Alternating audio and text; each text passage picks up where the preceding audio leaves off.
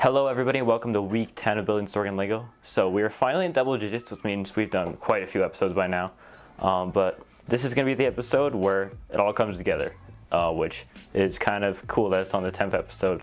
So anyways, in this episode we are going to just tie up tons of loose ends. We're going to get all of the texturing done, which is a pretty big milestone, especially for those of you who have textured before and know how daunting that can be, especially on this massive of a scale.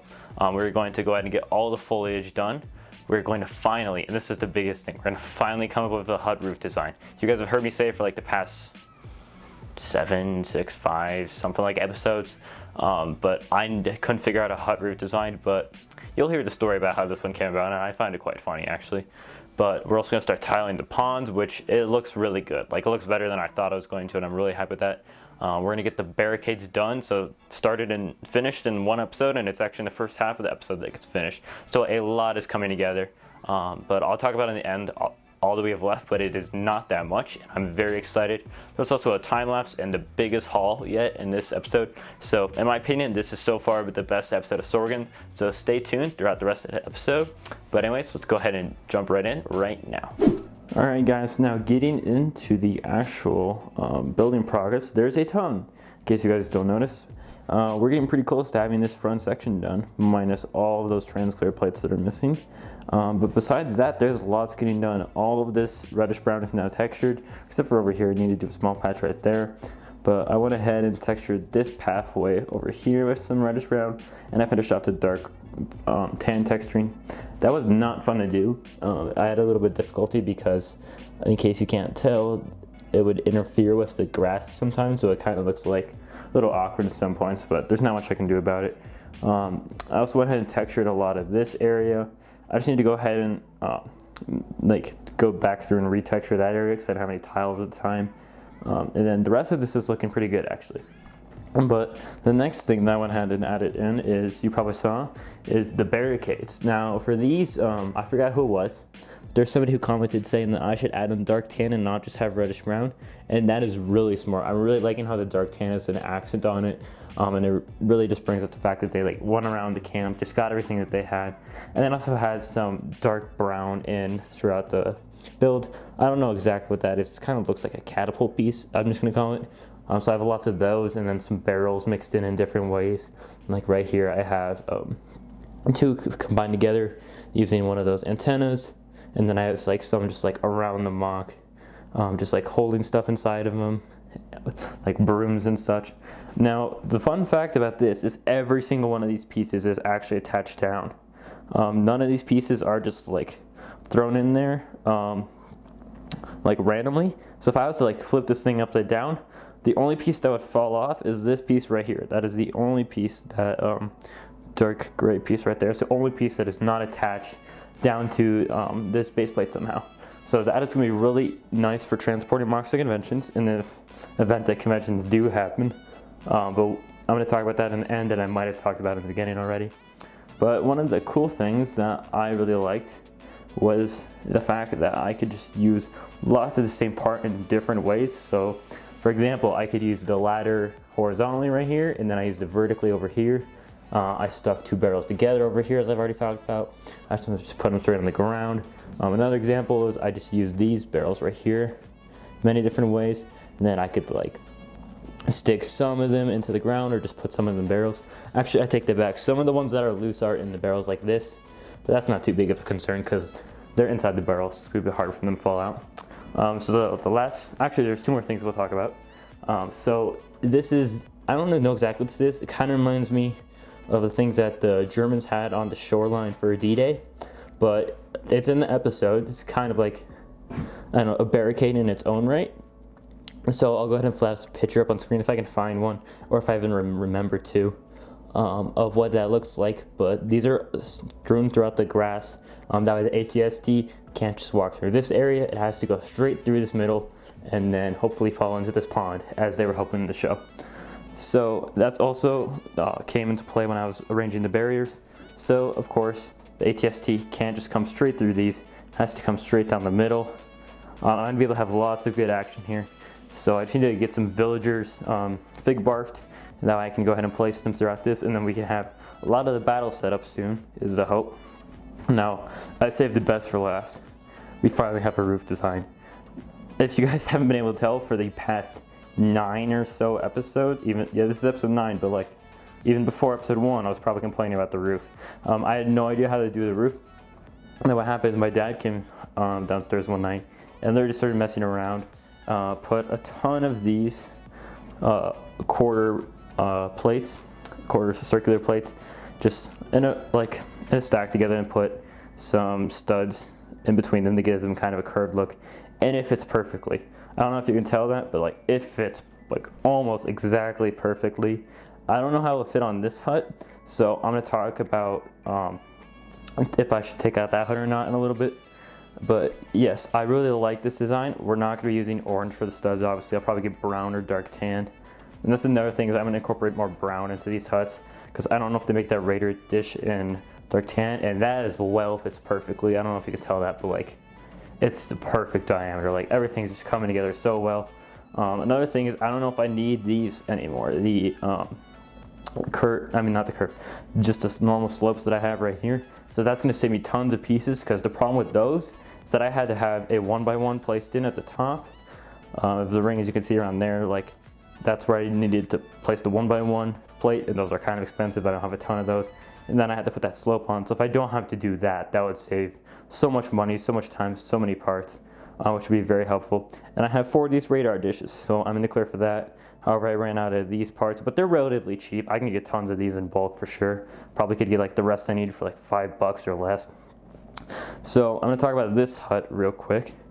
I do not know if I'm gonna keep this in, because in case you can't tell, all 3 of these huts are the exact same shape. And this one's not even like a actual circle. It's like really wonky, like oval. And then all these are basically perfect circles, and they're much bigger. And now that I have a roof design that kind of depends on them being that size, I think I'll just taking this out, and then I can use all these pieces alongside the wall to use texturing. And I comment down below if you have any ideas of what I could turn this area into. I don't think it's just having like a normal like carrot farm or like something like that, like not just only krill, but have some like I don't know what the word is, but like farmed area, like some dirt that looks like more dug out, and it has like crops growing on it. So that's what I would do in this area, and that's gonna be really helpful, because I can like take all those pieces off and I can use them throughout the mock for texturing everywhere. I can go ahead and finish off the side walls for all these, because that would fit perfectly. And in all honesty, I think it would work just as well having these 3 huts right here. That 4th actually looks really weird and out of place now I'm looking at it. So I'm probably just gonna do that, but be sure to comment down below if you agree with that. But anyways, there's still more progress to be made, because I have a Bricklink order. So let's go ahead and get right into that. All right guys, so I finally learned from my mistakes in like the past 8 episodes and open up the Bricklink order ahead of time. I've now went through and seen all the pieces in there, so we can be just as excited as I've already forgot what I ordered in this, honestly. But this is the first actual box that I've gotten yet for Sorgan. All the other ones are coming like small like mail envelopes, but finally we have a box, so that means this is probably the biggest order yet. It was over $112, something like that. Probably like 1,500, 1,700 pieces. So let's go ahead and get right into it. And of course, it's in a giant bag. However, we have 2 smaller bags. So let's go ahead and look at these first. So right here we have some 2x6 dark tan plates. It actually has on here how many I have of each, so I can just read this off as I go. I don't know if you guys can tell, but he printed that with really light ink, so I was scared that I actually ordered 10 for a second. Luckily I did not, but I got, it does not say, man. Oh, this is 182 of the dark tan plates, so that will definitely be enough. Might have been a bit overkill, in all honesty, for that. But I'm gonna keep that sheet open now. I can look at it as I go through. Let's go ahead and look at the rest of them. So I got 63 of these dark tan plates, 1x6s. I forgot to mention that. That's probably important. And then this is the mother load. I think I got 789 dark tan 1x2s. So we're just go ahead and take all these out. I was just thinking they're all gonna be in this like one giant bag, but they're all in tiny separate bags. So let's go ahead. Oh my gosh, this is ridiculous. Is there any more? Okay, I think that's it. Nope, there's one more. So this is 789 of these dark tan 1x2s. So that'll be very helpful for texturing and such. We have 4 dark tan 1x3 plates. Up next we have How many of these did I get? 366 of the reddish brown 1x2s. So, and again, all these are packaged separately. So I have to go ahead and pull all of these out. I know my life is so difficult, guys. Now here we have 203 reddish brown 2x2 plates. Let's go ahead and throw that back in the box. 43 reddish brown 1x3 plates. 64 of these dark tan 2x2 tiles. 41 of these dark tan 1x2 tiles, 10 of these dark tan 1x4 plates, 30 of these dark tan modified slopes, which I might not need now, so that's both good and bad news. And then we have 60 of these corner dark tan pieces. Some of these round corners that I was going to use for the huts earlier on, so it's good that I got more of those, 10 more of those. And then we have some cheese slopes, which there's 24 of those. And then for the reddish brown cheese slopes, we have 48 of those. And then for the 1x2 reddish brown tiles, we have 45 of these. Dang, that looks like less than 45. And then we have 4 of them in reddish brown. And then we have some bar pieces, which is going to be helpful for the top of the huts, and if I really want to make another barricade, I can. And then we have 18 of these reddish brown 1x1 tiles, along with 2 of them being trans clear. And in here we have 53 of these trans clear tiles, so I can use this to work on the ponds. A little bit helps at a time. And this is the main reason I ordered this. So of course it's like a really tiny bag, but there's 6 of these palm tree leaf pieces in olive green, which is like really hard to find at a decent price, and they're like 50 cents each, so it's a pretty decent price for these. And then I have random assortment of some more leaves. If I can find that, I can tell you when I have of each. So I have 12 in green, and then 6 in olive green, and then I have 4 of these plant stems in olive green, if I could just find one on the outside. So this piece right here, I have 4 of those in here. So I'll just dump this out, we can take an overall look at it. But yeah, that is everything that I got. Holy cow, it's more than I thought it was. But yeah, so I may do a time lapse with all of this. It just depends on if I'm lazy or not, and if I charge the batteries, which I guess both of those go into laziness. But anyways, let's go ahead and hop into a time lapse if I wasn't lazy. If I was lazy, I don't know what I'll show next.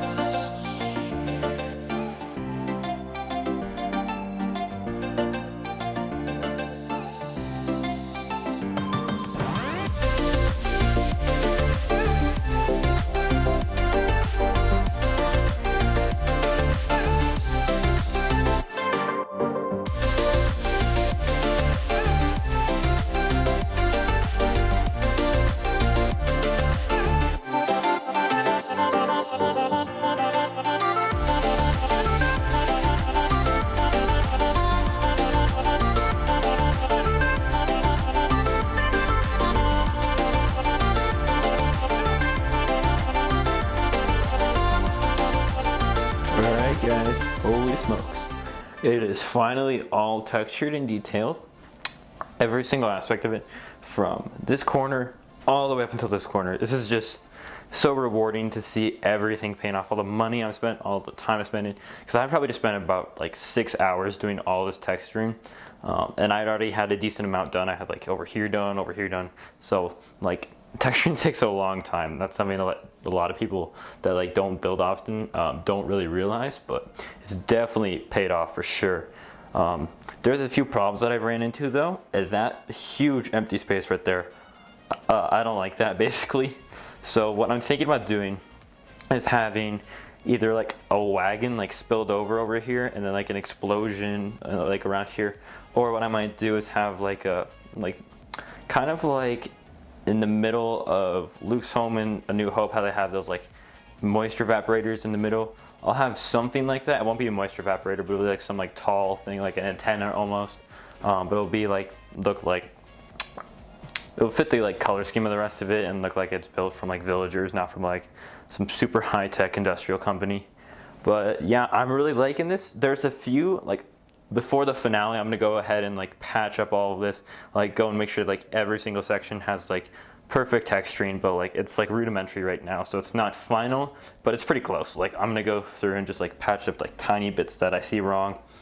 But yeah, this is just super rewarding, and I've been taking photos and I'm loving all the angles I can get with this, especially from far away. This muck looks like it's fully coming together, especially with the foliage done now finally. I don't need to get more of this palm tree, so just the blend from forest into this into the huts, like I love this shot so much right now.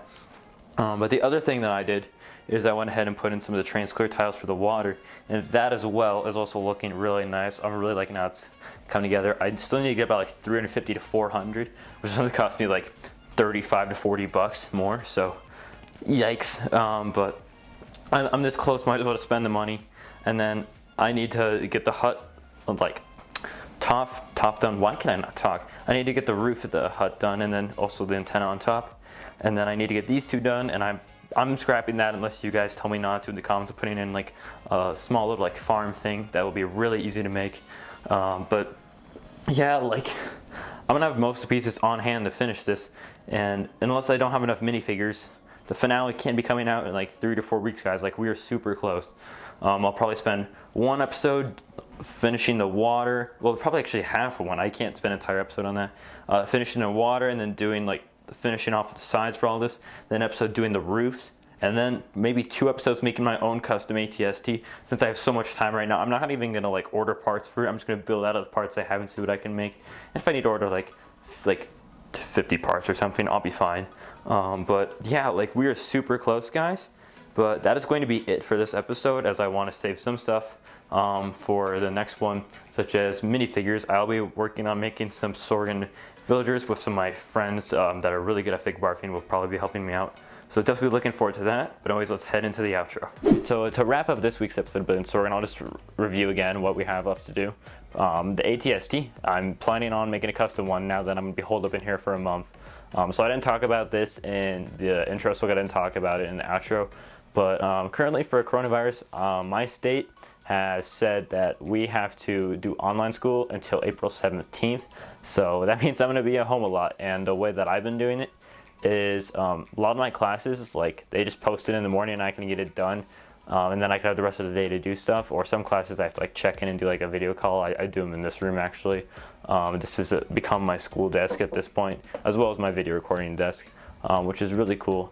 But it would be weird to say that I'm enjoying this, but it's definitely a new take on like my YouTube life and my home life, and it's been cool to see how it's like come about and how much it's affected the Lego community, because like everybody's posting more now, which is super nice for us. But thoughts and prayers out to you guys if you or anyone you know has been affected, or if you're just being affected by like all the procedures being taken.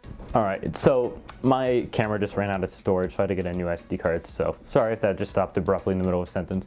But basically, yeah, like I'm going to be starting live streaming as often as I can. It won't be every day because I don't want to put that pressure on myself.